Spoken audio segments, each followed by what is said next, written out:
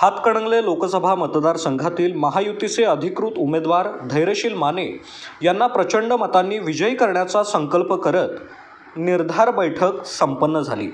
पंतप्रधान नरेंद्र मोदी यांना तिसऱ्यांदा पंतप्रधान करण्यासाठी कार्यकर्त्यांनी झपाटून कामाला लागावे असे आवाहन उच्च आणि तंत्र शिक्षण मंत्री चंद्रकांतदादा पाटील यांनी केलंय। या मेळाव्याला माजी मंत्री सदाभाऊ खोत, खासदार धनंजय महाडिक, धैर्यशील माने, माजी आमदार अमल महाडिक, सुरेश हळवणकर, मकरंद देशपांडे, विक्रम पावसकर, सत्यजित देशमुख, सम्राट महाडिक, राहुल महाडिक, निशिकांत दादा पाटील, संजय पाटील, बाबासाहेब पाटील आसुर्लेकर,